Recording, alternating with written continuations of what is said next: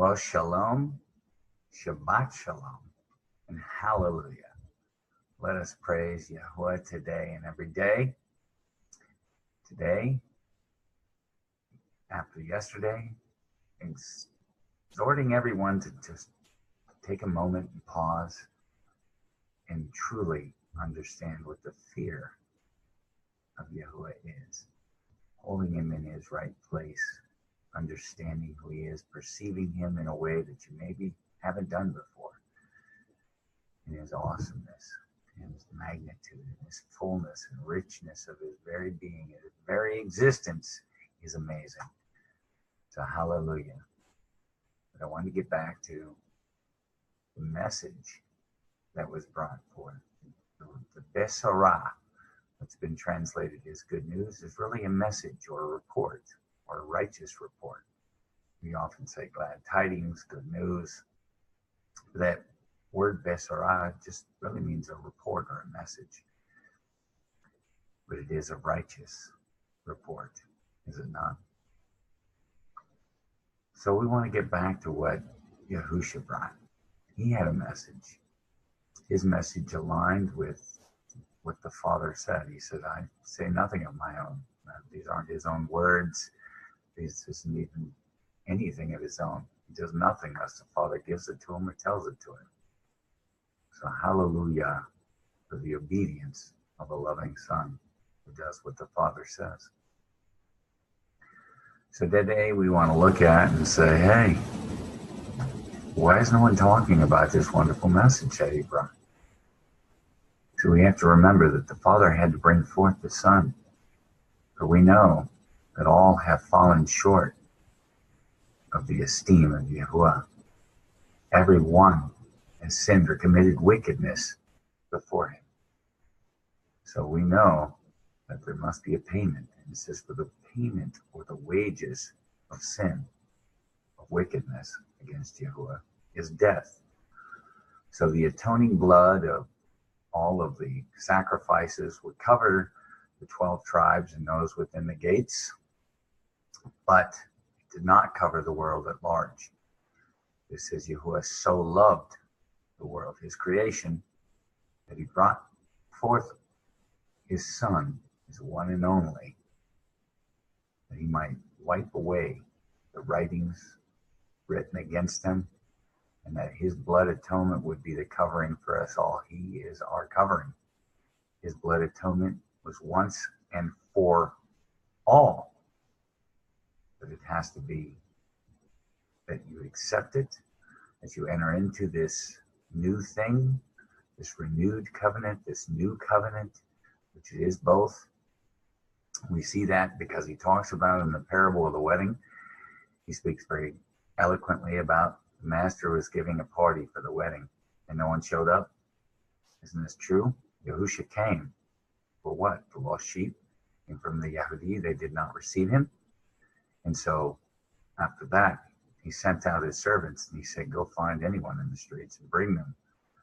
So they went out and invited everyone. So he opened up the floodgates to everyone to receive. But you still had to come prepared. You still had to come ready. You couldn't just come empty-handed. You couldn't just come without bringing anything. You had to bring something. What? A willing heart. If you were invited to the wedding, you would put on your robe. You would be ready for it. You would have your oil and your lamps. You would have whatever was required of you. And you would bring it because you accepted the invitation. You didn't have to. So you accepted this invitation, and there is a small requirement of you. But it's nothing. I'm going to give you everything. You only have to be obedient and love me. Wow. That payment is nothing. That's amazing. Because remember, death had to come. For our sin against Yahuwah, there had to be a death. And it had to be able to cover everyone. So it had to be Yahusha. Yahusha HaMashiach, the Messiah, came, the anointed of YAH. He came for a specific purpose.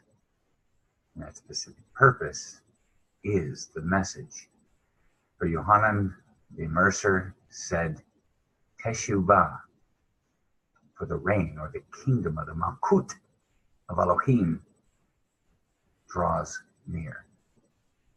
It is close at hand. It is not only that it is coming, it is that it is within reach. It is that it is something that you can grasp a hold of. We were put out of the house. We were divorced. He issued divorce papers on Yisrael, and he put out of the house even Yehuda. Now, he only separated from Yehuda, and he scattered all of these people, and he wants to gather back unto him a bride. But the bride could not be remarried if the groom had not died and been resurrected. So we have the resurrection of the King and the Master Yahusha HaMashiach, that he might remarry Yisrael. So the law forbade it if it did not. So as we look at this, when we say hallelujah, that Yah had this planned out from the very beginning, and he knew exactly what he was doing. And we see when Yahusha came exactly what he was talking about. He talks about in Yeshayahu 61, and this is Isaiah. It says, the Ruach of the Master Yahuwah is upon me, because Yahuwah has anointed me to bring the message, the righteous report, to the meek. He has sent me to bind up the brokenhearted, proclaim release to the captives, and the opening of the prison of those who are bound, to proclaim the acceptable year of Yahuwah, the day of vengeance of our Elohim, to comfort all who mourn, to appoint unto those who mourn in Sion, to give them embellishment for ashes, and oil of joy for mourning, the garment of praise for the ruach of heaviness. And they shall be called trees of righteousness, a planting of Yahuwah to be adorned. In 70 says, instead of your shame and reproach, to rejoice a second time in their portion, therefore take possession a second time in the land. Everlasting joy is there, for I, Yahuwah, love right ruling, I hate robbery and ascending offerings. And I shall give reward in truth and make everlasting report and agreement with them. And their seed shall be known among the nation, their offspring in the midst of all people, and all shall see them and acknowledge them. And their seed, Yahuwah, has bestowed honor and praise. This is fantastic news, is it not? Because we see in Lucas 17, Yahusha is talking about this very thing.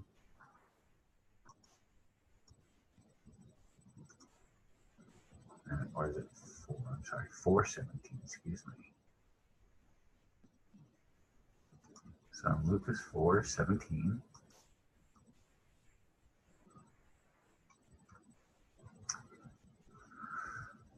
And it says, and he came to Nazareth, where he had been brought up, and according to his practice, he went on to the assembly on the Sabbath day, and stood up to read, and the scroll of the prophet Yeshayahu was handed to him, Isaiah again. And having unrolled the scroll, he found the place where it was written, the Spirit of Yahuwah is upon me, because he has anointed me to bring the Basorah, the righteous report, the message to the poor. He has sent me to heal the brokenhearted, to proclaim release of the captives, recover the sight of the blind, to send away crushed ones with release, and to proclaim the acceptable year of Yahuwah. And having rolled up the scroll, he gave it back to the attendant and sat down. And the eyes of all of the assembly were fixed upon him, and he began to say to them, today this scripture has been filled in your hearing. Hallelujah. Yohanan the Immerser said, Teshuvah, for the kingdom draws near. Teshuvah isn't just a repentance of I'm sorry. It's far more than that. Quite literally has an action, more than just an acknowledgement that you've done wrong and a promise that you won't any longer. It actually is to turn, to literally physically turn from what you are looking at, what you are doing. There is a physicality to it. And your eyes are to be affixed, your gaze are to be affixed upon Yahuwah.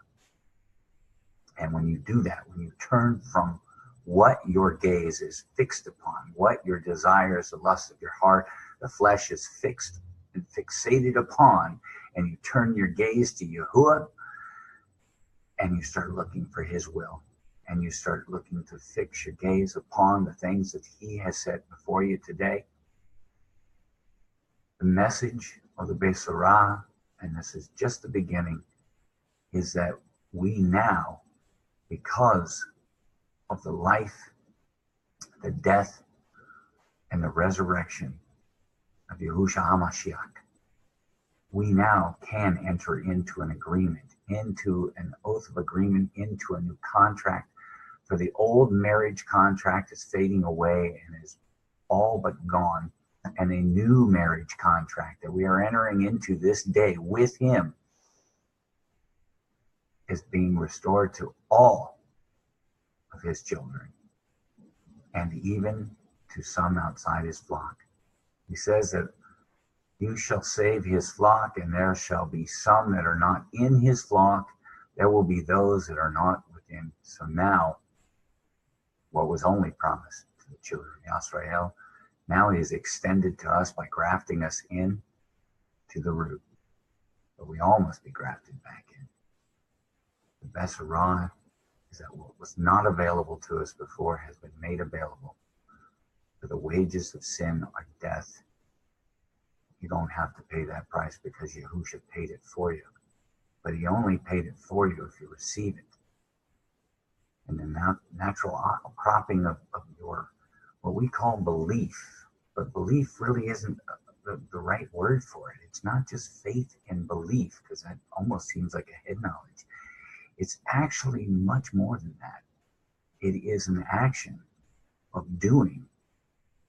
It is saying that by your agreement, by your signing of this contract and accepting of the terms of that contract, to do them, to Shema.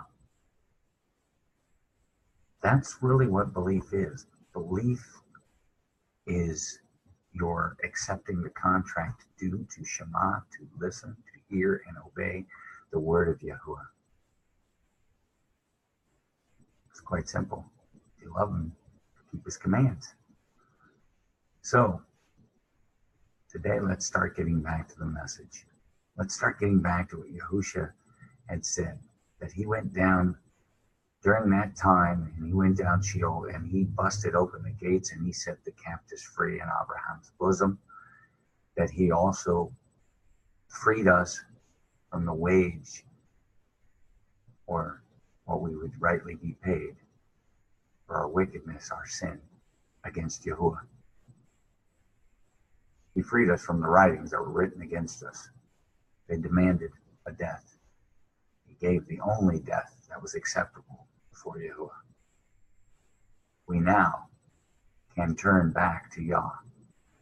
And as we truly accept who he is and really understand what and who he is, how great and how awesome, how amazing and how vast he really truly is, your posture becomes less of one of standing before him in any of your own righteousness, and one of you on your hands and knees prostrate before him,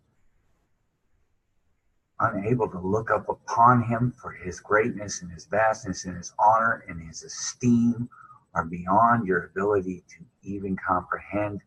The more we understand who he is, the more we're bent over in supplication and worship and praise before him, the more we will lift him up in our hearts, but our bodies will remain prone and supplicated before him.